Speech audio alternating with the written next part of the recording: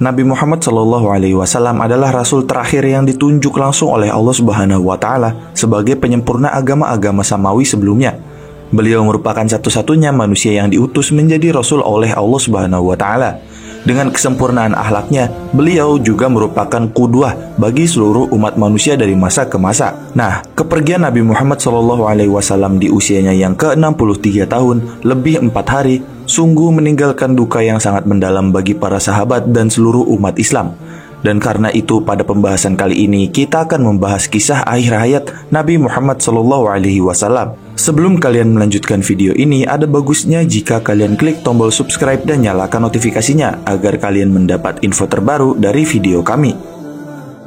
Pada tahun ke-7 Hijriah, Khaybar yang merupakan salah satu basis kekuatan orang Yahudi berhasil ditaklukkan oleh beliau Nabi SAW bersama kaum muslimin. Nah, ketika itu salah seorang wanita Yahudi memberikan hadiah kepada beliau SAW berupa daging kambing yang sudah dibakar dan dibumbui racun. Dia memperbanyak racun pada bagian paha kambing tersebut karena wanita jahat itu tahu Rasulullah SAW sangat menyukai daging kambing, terutama daging bagian paha.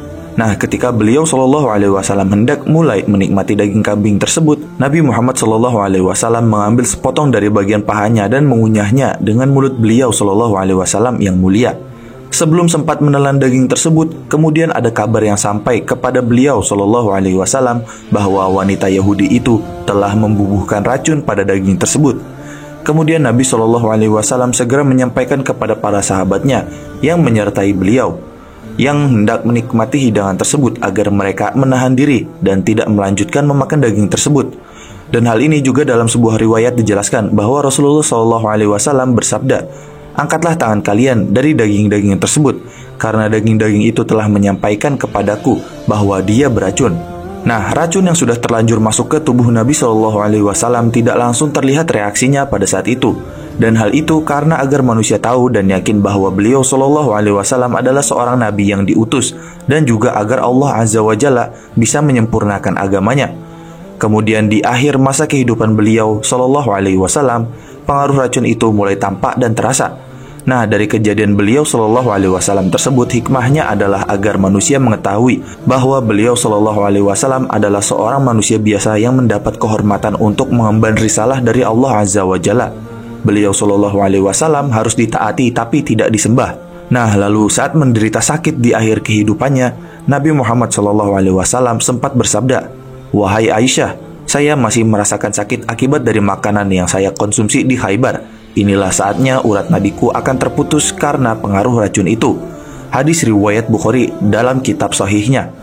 Lalu pada tahun ke-10 Hijriah, Nabi Muhammad SAW melaksanakan ibadah haji terakhir yang disebut dengan Hajatul Wada'.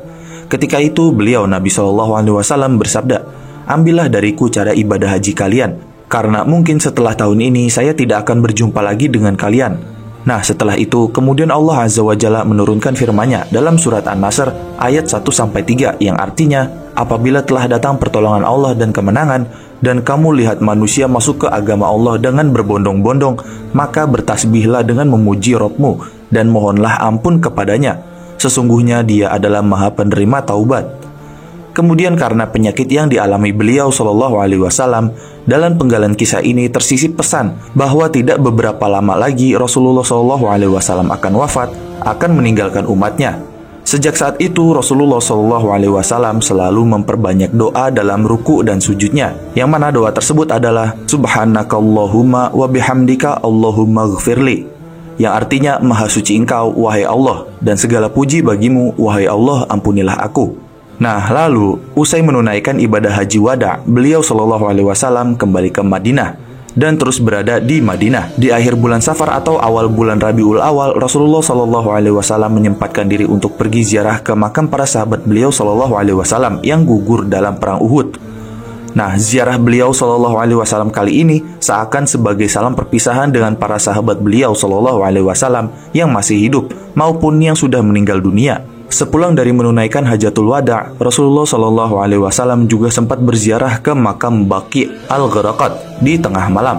Beliau memohon ampunan kepada Allah Subhanahu wa Ta'ala buat para sahabat yang telah dimakamkan di Baqi'. Nah, ini juga seakan sebagai salam perpisahan beliau SAW kepada mereka. Dan kemudian pada suatu hari, Saat Nabi Shallallahu Alaihi Wasallam kembali dari pemakaman Baqi dan mendapati Aisyah radhiyallahu anhuma dalam keadaan pusing dan berkata jika kepalanya sakit, mendengar ini Rasulullah Shallallahu Alaihi Wasallam pun mengungkapkan rasa sakit kepala yang dialami beliau rasakan saat itu. Nah, sejak saat itu Rasulullah Shallallahu Alaihi Wasallam mulai jatuh sakit. Meski demikian, Rasulullah Shallallahu Alaihi Wasallam tetap berpindah-pindah dari rumah istri beliau yang satu ke rumah istri beliau Shallallahu Alaihi Wasallam yang lainnya. Nah, kemudian Nabi Shallallahu Alaihi Wasallam senantiasa bertanya, besoknya saya di mana? Nah, Nabi Shallallahu Alaihi Wasallam ini sangat merindukan dan dia ingin berada di rumah Aisyah radhiyallahu anhuma. Dan jika sampai pada giliran Aisyah radhiyallahu anhuma, beliau Shallallahu Alaihi Wasallam merasa tenang. Nah, setelahnya hari terus berlalu. Penyakit yang beliau Shallallahu Alaihi Wasallam derita semakin berat dan parah. Namun terus berpindah-pindah dari rumah ke rumah istri yang lainnya. Lalu saat sakit, beliau Shallallahu Alaihi Wasallam semakin parah, dan kala itu giliran beliau Shallallahu Alaihi Wasallam berada di rumah salah seorang ummatul mukmin, istri Rasulullah Shallallahu Alaihi Wasallam, Maimunah radhiyallahu anhuma. Beliau Shallallahu Alaihi Wasallam memohon izin kepada istri-istri beliau Shallallahu Alaihi Wasallam untuk bisa tinggal di rumah Aisyah radhiyallahu anhuma, dan kemudian para istri beliau pun memberikan izin kepada Nabi Shallallahu Alaihi Wasallam untuk berada di rumah istrinya Aisyah radhiyallahu anhuma. Nah, kemudian Nabi Shallallahu Alaihi Wasallam keluar dari rumah istrinya Maimunah radhiyallahu anhuma dalam keadaan lemah dan tidak mampu berjalan. Dan untuk membantunya, beliau Shallallahu Alaihi Wasallam berpegangan pada Ibnu Abbas radhiyallahu anhuma dan Ali bin Abi Thalib radhiyallahu anhu, sembari melangkahkan kaki beliau yang mulia sampai akhirnya tiba di rumah Aisyah radhiyallahu anhuma. Kemudian pada hari Kamis, 5 hari menjelang Rasulullah Shallallahu Alaihi Wasallam wafat, hari ini adalah hari yang sangat menyedihkan sehingga Ibnu Abbas radhiyallahu anhuma ketika menceritakan kejadian hari itu tidak bisa menahan tangisnya. Di hari itu, sakit yang mendera Nabi Shallallahu Alaihi Wasallam semakin berat. Dalam kondisi seperti itu, beliau Shallallahu Alaihi Wasallam bersabda kepada orang-orang yang berada di sekitarnya, ambilkanlah untuk saya sebuah buku. Saya akan menuliskan buat kalian sebuah tulisan yang dijamin kalian tidak tersesat selama kalian berpegang teguh dengannya. Nah, para sahabat yang berada di sekitarnya berselisih tentang sabda Rasulullah Shallallahu Alaihi Wasallam ini. Di antara mereka ada yang mengatakan bahwa beliau Nabi Shallallahu Alaihi Wasallam sedang mengalami sakit berat. Sementara kita sudah memiliki Al-Quran, maka cukuplah Al-Quran sebagai pegangan kita. Dan ada pula yang ingin memberikan kitab atau buku supaya beliau Nabi Shallallahu Alaihi Wasallam bisa menulis sesuatu yang dijadikan sebagai pedoman sehingga umatnya tidak akan tersesat. Dan ada pula berpendapat yang berbeda lainnya. Nah, mendengar perselisihan dan percecokan di antara mereka para sahabatnya, Rasulullah Shallallahu Alaihi Wasallam bersabda, bebaskan aku dari semua perselisihan. Sesungguhnya apa yang ada padaku ini lebih baik dari apa yang ada pada kalian. Saya wasiatkan kepada kalian 3 hal. Pertama, keluarkanlah orang-orang musyrik dari Jazirah Arab.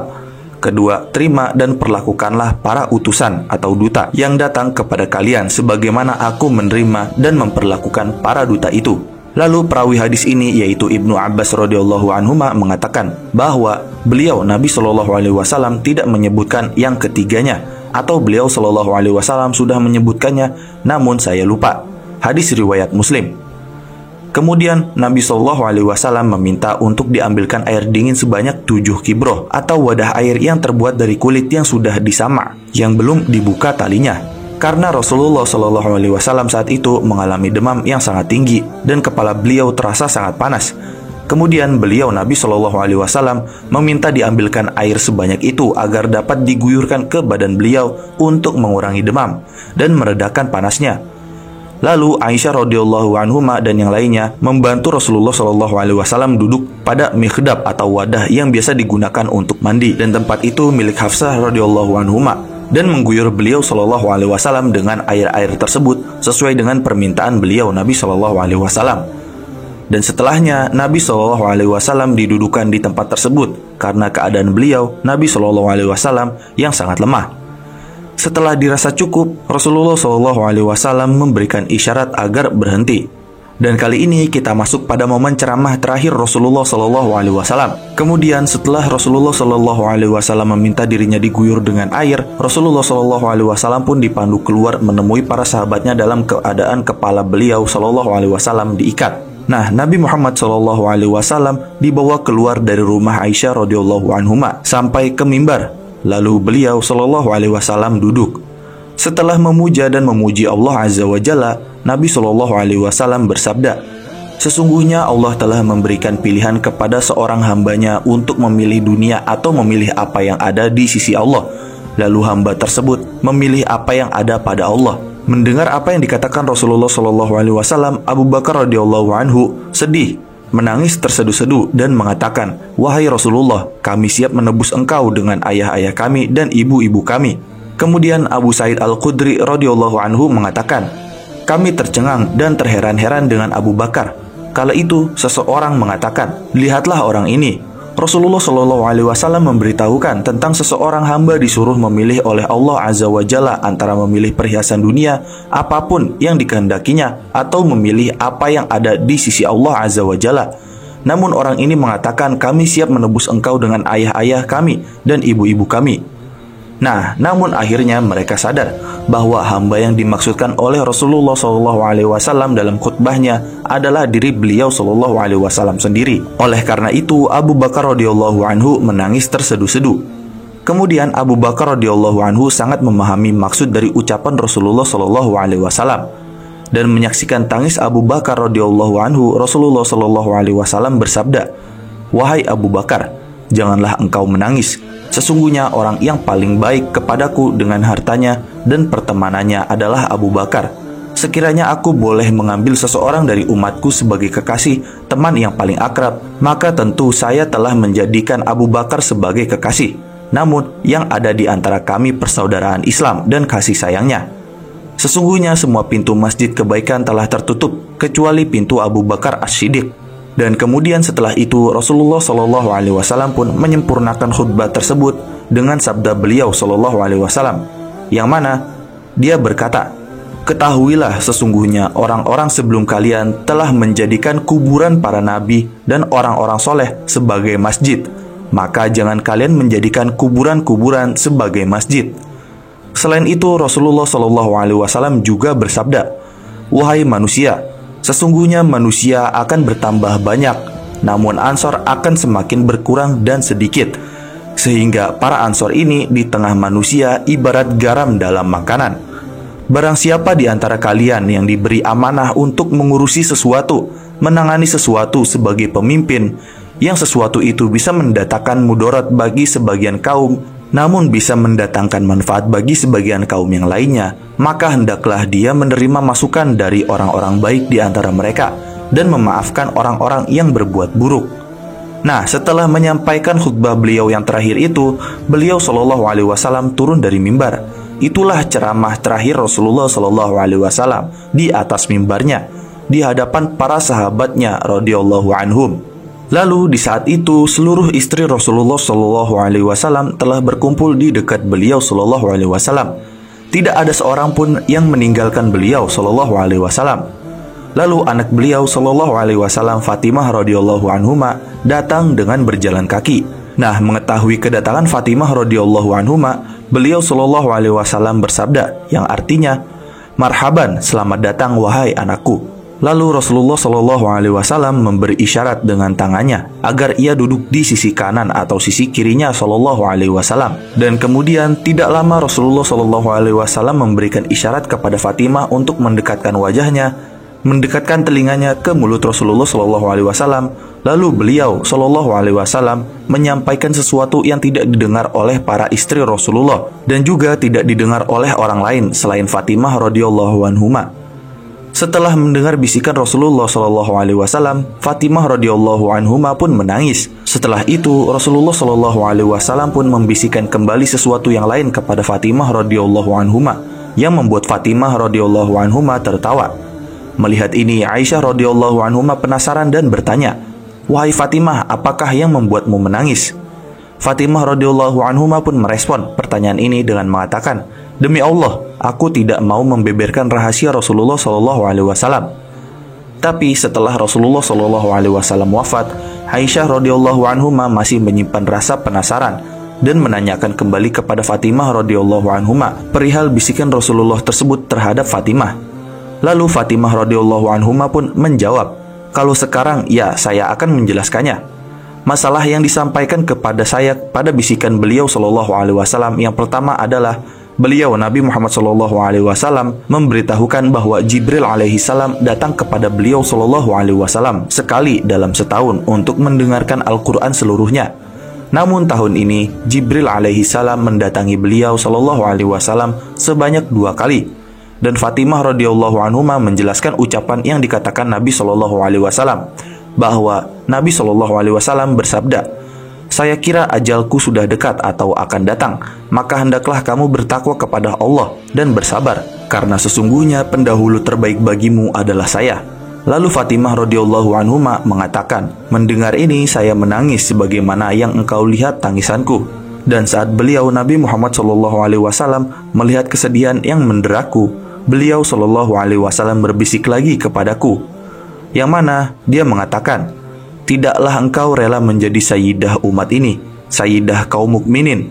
Lalu Fatimah pun tertawa sebagaimana yang kau lihat, ucap Fatimah terhadap Aisyah mengenai bisikan Nabi Muhammad terhadap Fatimah. Lalu kembali lagi saat-saat Rasulullah masih sakit. Ketika Rasulullah Shallallahu Alaihi Wasallam sedang sakit kala itu, sebagian para istri Rasulullah Shallallahu Alaihi Wasallam saling berbicara satu sama lain. Di antaranya Ummu Salamah radhiyallahu anhuma dan Ummu Habibah radhiyallahu anhuma mengisahkan apa yang mereka lihat ketika mereka hijrah ke Habasyah. Mereka bercerita bahwa mereka melihat sebuah gereja yang penuh dengan gambar-gambar. Mendengar ini Rasulullah Shallallahu Alaihi Wasallam bersabda, padahal beliau Shallallahu Alaihi Wasallam dalam kondisi sakit keras, yang mana beliau mengatakan, "Sesungguhnya mereka itu jika ada orang saleh di antara mereka yang meninggal dunia, mereka membangun masjid di atas kuburan orang saleh tersebut. Lalu mereka membuatkan gambar-gambar di sana. Mereka itulah seburuk-buruk makhluk di sisi Allah Azza wa Jalla pada hari kiamat." Nah, setelah itu kali ini kita masuk pada momen perhatian Rasulullah SAW terhadap sholat kaum muslimin. Lalu setelahnya, ketika Rasulullah SAW dalam kondisi sakit keras dan tidak bisa berdiri juga, beliau Shallallahu Alaihi Wasallam tidak lepas perhatiannya terhadap sholat kaum muslimin. Yang mana beliau Shallallahu Alaihi Wasallam bertanya, apakah mereka telah melaksanakan sholat? Lalu para sahabat menjawab, belum, mereka masih menunggu engkau, wahai Rasulullah.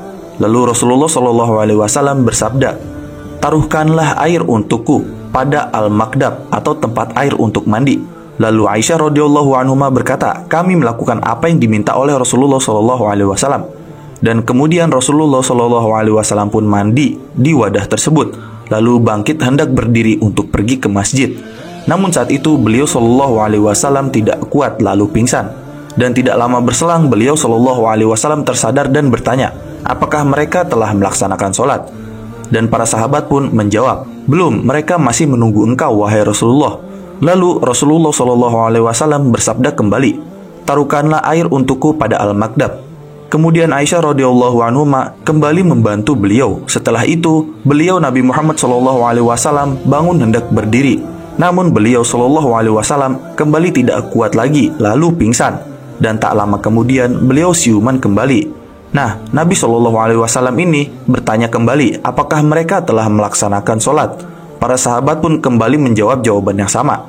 Belum, mereka masih menunggu engkau, wahai Rasulullah. Dan karena para sahabatnya belum melakukan sholat, Rasulullah Shallallahu Alaihi Wasallam melakukan hal yang sama lagi seperti sebelumnya. Dan Aisyah pun membantunya kembali. Dan setelah beliau selesai mandi, beliau pun hendak berdiri. Namun Nabi Shallallahu Alaihi Wasallam kembali tidak kuat lagi lalu pingsan. Dan tak lama kemudian beliau Nabi Shallallahu Alaihi Wasallam pun siuman kembali dari pingsannya. Dan Nabi Shallallahu Alaihi Wasallam kembali melontarkan hal yang sama. Sementara para sahabatnya setia menunggu Rasulullah Shallallahu Alaihi Wasallam untuk menunaikan sholat isya bersama beliau Shallallahu Alaihi Wasallam. Setelah berusaha dan tidak mampu, beliau Nabi Shallallahu Alaihi Wasallam akhirnya menyuruh orang-orang yang di sekitarnya untuk meminta Abu Bakar radhiyallahu anhu agar memimpin para sahabatnya menunaikan sholat isya. Dan kemudian Aisyah radhiyallahu anhu berkata, wahai Rasulullah, sesungguhnya Abu Bakar seseorang yang sangat peka hatinya, mudah menangis, dan jika beliau radhiyallahu anhu membaca Al-Quran, beliau radhiyallahu anhu tidak bisa menahan air matanya. Sekiranya engkau berkenan menyuruh sahabat lain selain Abu Bakar radhiyallahu anhu. Dan kemudian Aisyah radhiyallahu anhu juga mengatakan, Demi Allah, saya tidak apa-apa. Hanya saja saya khawatir orang-orang merasa bosan dengan orang yang pertama kali menggantikan Rasulullah Shallallahu Alaihi Wasallam. Nah, tapi meski demikian, Nabi Muhammad Rasulullah Shallallahu Alaihi Wasallam tetap bersabda, "Suruhlah Abu Bakar, hendaklah dia sholat bersama para sahabatnya sebagai imam." Dan kemudian Aisyah radhiyallahu anhuma pun mengucapkan perkataan yang sama, agar imam diganti oleh sahabat yang lain. Namun Rasulullah Shallallahu Alaihi Wasallam pun tetap bersabda, "Suruhlah Abu Bakar, hendaklah dia sholat bersama para sahabat sebagai imam." Lalu setelahnya Rasulullah Shallallahu Alaihi Wasallam pun akhirnya mengirim utusan untuk menemui Abu Bakar radhiyallahu anhu, agar beliau radhiyallahu anhu mengimami para sahabat untuk menunaikan sholat isya. Setelah menjumpai Abu Bakar, utusan Rasulullah Shallallahu Alaihi Wasallam menyampaikan pesan Rasulullah Shallallahu Alaihi Wasallam kepada beliau Abu Bakar. Menerima pesan ini, Abu Bakar radhiyallahu anhu merasa berat dan mengalihkannya kepada Umar bin Khattab radhiyallahu anhu. Namun Umar radhiyallahu anhu menolak dan mengatakan bahwa Abu Bakar radhiyallahu anhu adalah orang yang paling berhak untuk itu. Dan akhirnya sejak saat itu dalam beberapa hari, Abu Bakar radhiyallahu anhu memimpin para sahabat menunaikan sholat di masjid Rasulullah Shallallahu Alaihi Wasallam. Dan ketika merasa sakitnya agak sedikit ringan, Rasulullah Shallallahu Alaihi Wasallam pun keluar rumah menuju masjid dengan dipapah oleh kedua sahabat radhiyallahu anhu. Dan saat Rasulullah Shallallahu Alaihi Wasallam berjalan menuju masjid, Aisyah pun memperhatikan jalan Rasulullah Shallallahu Alaihi Wasallam. Dia mengatakan, "Seakan-akan aku melihat kedua kaki Rasulullah Shallallahu Alaihi Wasallam membuat garis di tanah atau diseret, yang disebabkan sakit yang beliau Shallallahu Alaihi Wasallam derita." Dan setibanya di masjid, Abu Bakar radhiyallahu anhu yang sedang mengimami sholat merasakan kedatangan Rasulullah Shallallahu Alaihi Wasallam dan berniat hendak mundur ke barisan makmum. Namun beliau Shallallahu Alaihi Wasallam memberikan isyarat kepada Abu Bakar radhiyallahu anhu agar tetap berada di posisinya. Nah, lalu Rasulullah Shallallahu Alaihi Wasallam pun terus dipapah dan didudukan dan sholat di samping Abu Bakar radhiyallahu anhu. Dan Abu Bakar radhiyallahu anhu mengikuti sholat Rasulullah Shallallahu Alaihi Wasallam. Sementara para sahabatnya tetap sholat dengan mengikuti Abu Bakar radhiyallahu anhu. Nah, kejadian ini terjadi pada sholat zuhur dan pada hari Kamis. Salat itu adalah sholat terakhir yang dilaksanakan oleh Rasulullah Shallallahu Alaihi Wasallam dengan berjamaah bersama para sahabatnya. Setelah itu, sakit yang menderita Rasulullah Shallallahu Alaihi Wasallam pun semakin parah.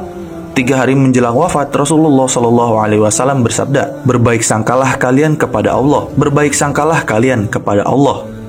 Kemudian seakan beliau Shallallahu Alaihi Wasallam merasakan sakit yang luar biasa, sehingga Ummul Mukminin Aisyah radhiyallahu anhuma mengatakan bahwa beliau radhiyallahu anhuma tidak pernah melihat orang yang merasakan sakit yang lebih berat daripada beliau Shallallahu Alaihi Wasallam. Nah, dalam kondisi ini Abu Sa'id Al-Khudri radhiyallahu anhu berkata, "Aku masuk ke rumah Aisyah radhiyallahu anhuma untuk menemui Rasulullah Shallallahu Alaihi Wasallam. Dan di saat itu Rasulullah Shallallahu Alaihi Wasallam sedang merintih merasakan sakit yang luar biasa. Dan aku meletakkan kedua tanganku ke tubuh Rasulullah Shallallahu Alaihi Wasallam yang sedang menggunakan selimut. Dan aku mendapati panas tubuh Rasulullah Shallallahu Alaihi Wasallam sangat tinggi sekali." Kemudian Abu Sa'id radhiyallahu anhu mengatakan, "Alangkah berat sakitmu wahai Rasulullah." Kemudian Rasulullah Shallallahu Alaihi Wasallam bersabda, "Begitulah kita, ujian kita dilipat gandakan dan pahala kita juga dilipat gandakan." Dan setelahnya, salah seorang sahabat pun yang lainnya, yaitu Abdullah bin Mas'ud radhiyallahu anhu mengatakan, "Aku juga mendatangi Rasulullah Shallallahu Alaihi Wasallam, dan ketika itu beliau Shallallahu Alaihi Wasallam sedang merintih kesakitan yang luar biasa." Lalu kemudian di sini kita akan masuk ke dalam momen saat Rasulullah Shallallahu Alaihi Wasallam mengutuk Yahudi dan Nasara.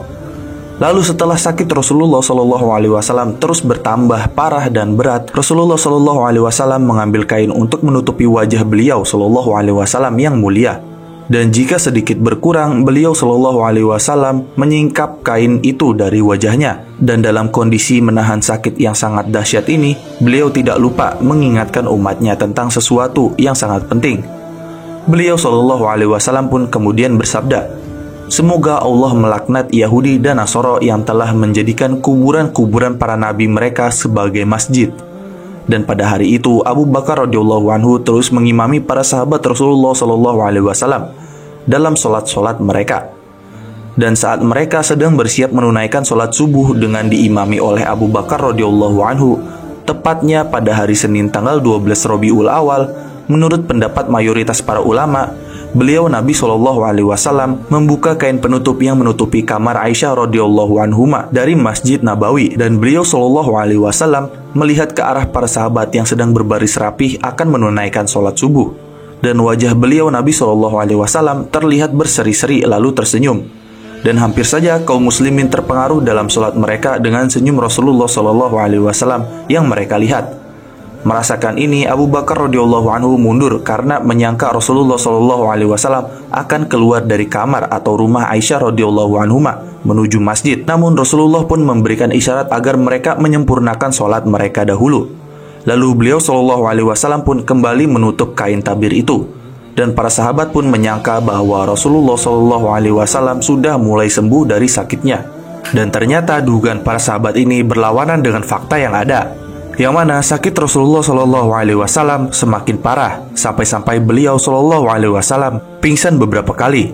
Dan kemudian Fatimah radhiyallahu anha terus mengamati kondisi baginda Rasulullah Shallallahu Alaihi Wasallam dan berkata, "Alangkah berat penderitaanmu, wahai ayahku." Mendengar ungkapan hati Fatimah radhiyallahu anha, Rasulullah Shallallahu Alaihi Wasallam meyakinkan beliau, anaknya Fatimah radhiyallahu anha, dengan berkata, "Sesungguhnya setelah ini tidak ada lagi penderitaan yang akan mendera bapakmu ini." Meskipun beliau Shallallahu Alaihi Wasallam sedang mengalami sakit parah, Nabi Shallallahu Alaihi Wasallam sering sekali memberikan wasiat kepada para sahabatnya, terutama wasiat tentang sholat. Bahkan wasiat tentang sholat merupakan wasiat terakhir ketika beliau Shallallahu Alaihi Wasallam mengalami sakaratul maut. Beliau Shallallahu Alaihi Wasallam mengucapkannya dengan terbata-bata seraya menahan sakit. "Perhatikanlah sholat kalian, perhatikanlah sholat kalian, dan hendaklah kalian bertakwa kepada Allah Azza wa Jalla dalam urusan budak-budak kalian." Nah, setelah itu kita masuk ke dalam momen saat Rasulullah Shallallahu Alaihi Wasallam bersiwak di akhir hayatnya. Pada hari Senin pagi, Abdurrahman bin Abu Bakar radhiyallahu anhuma memasuki kamar Aisyah radhiyallahu anhuma. Saat itu, dia melihat Rasulullah Shallallahu Alaihi Wasallam dalam keadaan sakit keras sehingga beliau Shallallahu Alaihi Wasallam tidak mampu lagi untuk berucap. Lalu kemudian Abdurrahman bin Abu Bakar radhiyallahu anhuma masuk sambil membawa siwak dan sedang menggunakannya. Rasulullah Shallallahu Alaihi Wasallam pun kemudian melihat apa yang dilakukan oleh Abdurrahman bin Abu Bakar radhiyallahu anhuma sembari bersandar pada Aisyah radhiyallahu anhuma. Dan ketika melihat Rasulullah Shallallahu Alaihi Wasallam terus memandangi dan memperhatikan Abdurrahman bin Abu Bakar radhiyallahu anhuma, Aisyah radhiyallahu anhuma memahami bahwa Rasulullah Shallallahu Alaihi Wasallam ingin bersiwak. Untuk memastikan dugaan ini, Aisyah radhiyallahu anhuma bertanya kepada Rasulullah Shallallahu Alaihi Wasallam, "Apakah engkau ingin aku ambilkan engkau siwak itu?" Rasulullah pun memberikan isyarat dengan anggukan kepala, dan Aisyah radhiyallahu anhuma pun mengambilkan siwak itu dan menyerahkannya kepada beliau Shallallahu Alaihi Wasallam. Lalu Rasulullah Shallallahu Alaihi Wasallam bersiwak dengannya. Sementara di hadapan beliau Shallallahu Alaihi Wasallam ada sebuah wadah air yang terbuat dari kulit. Rasulullah Shallallahu Alaihi Wasallam pun memasukkan tangannya ke dalam air yang ada di hadapannya, lalu mengusap wajahnya dengan air tersebut, sembari mengatakan, "Tidak ada ilah yang diibadahi dengan hak selain Allah. Sesungguhnya kematian memiliki sekarat. Ya Allah, bantulah aku menghadapi sakaratul maut ini."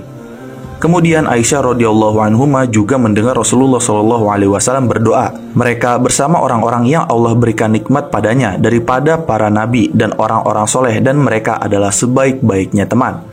Dan kemudian Aisyah radhiyallahu anhuma juga mendengar Rasulullah Shallallahu Alaihi Wasallam berdoa sambil bersandar pada Aisyah radhiyallahu anhuma, yang mana Nabi mengucapkan doa seperti ini, "Allahumma ghfirli nimharwa wa alhiqni birrafiqil a'la," yang artinya, "Wahai Allah, ampunilah dosaku, karuniakanlah rahmatmu kepadaku, dan angkatlah aku ke Ar-Rafiqul A'la, atau masukkanlah aku ke dalam surga bersama orang-orang terbaik." Mendengar itu, Aisyah pun berkata, beliau Shallallahu Alaihi Wasallam mengucapkan doa-doa itu, padahal beliau Shallallahu Alaihi Wasallam adalah seorang Rasul yang sudah dijamin akan masuk surga. Bagaimana dengan kita? Nah, ketika berada di atas pangkuan Aisyah radhiyallahu anhuma, Rasulullah Shallallahu Alaihi Wasallam pun pingsan selama kurang lebih 1 jam, lalu kemudian siuman kembali. Dan saat itu Rasulullah Shallallahu Alaihi Wasallam memandang ke atap. Lalu Rasulullah Shallallahu Alaihi Wasallam mengangkat kepala beliau Shallallahu Alaihi Wasallam dan bersandar pada badan Aisyah radhiyallahu anhuma. Dan Rasulullah Shallallahu Alaihi Wasallam pun mengangkat kedua tangan beliau yang mulia seraya terus memanjatkan doa, "Allahumma rafiqal a'la." yang artinya, "Ya Allah, masukkanlah aku ke surga." Nah, beliau Shallallahu Alaihi Wasallam terus memanjatkan doa itu sampai ruh beliau Shallallahu Alaihi Wasallam dicabut dan tangan beliau yang mulia pun melemas. Kalimat itulah yang terakhir kali diucapkan oleh baginda Rasulullah Shallallahu Alaihi Wasallam. Setelahnya, Aisyah radhiyallahu anhuma pun menyaksikan saat yang paling menyedihkan itu, mengatakan, "Ketika ruh beliau Shallallahu Alaihi Wasallam dicabut, saya mencium aroma yang paling harum yang pernah saya ketahui." Nah, dengan ini kita memohon kepada Allah Azza wa Jalla agar berkenan menjadi apa yang kita sampaikan pada kesempatan video ini dan bermanfaat bagi diri kita sendiri dan bagi semua yang menyimak atau menonton video ini. Dan demikian adalah pembahasan mengenai kisah akhir hayat Nabi Muhammad SAW beserta wasiatnya.